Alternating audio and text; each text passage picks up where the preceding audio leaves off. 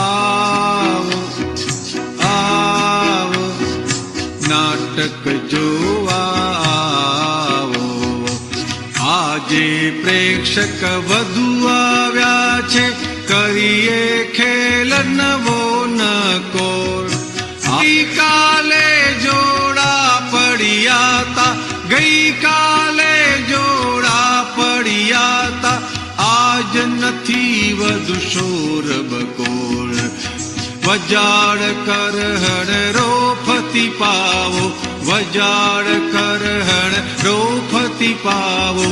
આવો આવો નાટક જોવા આવો. ભર્તૃહરિનો પાઠ ભજવતો હું છું લક્ષ્મીચંદ તરગાડો. પિંગળા પરદેશી છે મરાઠણ, પિંગળા પરદેશી છે મરાઠણ, પ્રેમી એનો છે ઘરવાળો. લવેરિયા મુને કરશે બાવો, લવેરિયા મુને કરશે બાવો. આવો આવો નાટક જોવા આવો. જેણે જેના પોષ્યા મોહમ, ચિતકી પડિયા બાંધી કરમ. કોણે કોને છેતરી પાડ્યા, કોણે કોને છેતરી પાડ્યા, વાલે વધેર્યા કપટ ભરમ. દુકાનદારી મોહે સજાવો, દુકાનદારી મોહે સજાવો. આવો આવો નાટક જોવા આવો.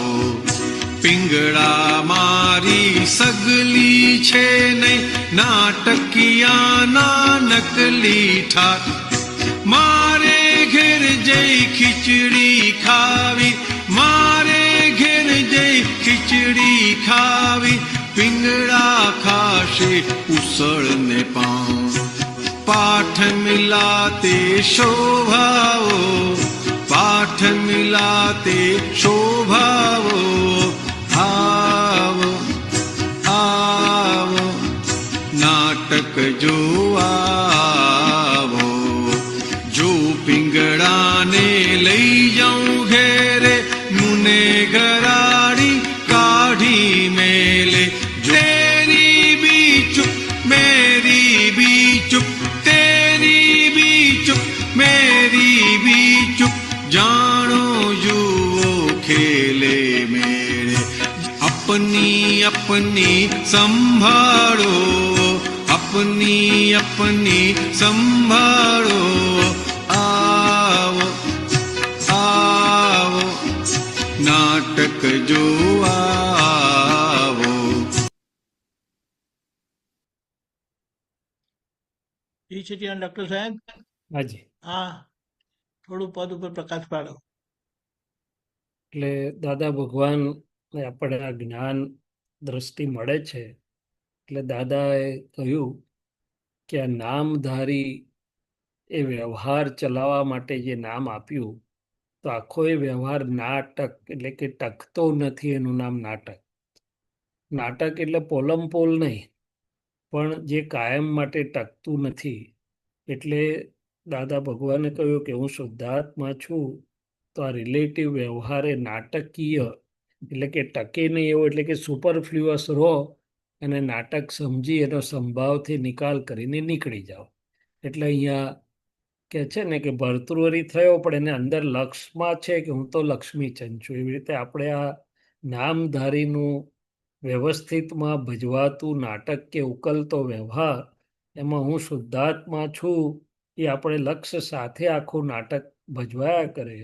અને નાટકમાં જે બધા ઋણાનુબંધી ફાઇલો ભેગી થાય, તો આપણને ખબર હોય કે આ આટલા ભવ પૂરતોનું આ જે છે વ્યવહાર, એમાં ઋણાનુબંધી ફાઇલો છે, તો એનો સંભાવથી નિકાલ આપણે કરી નાખીએ.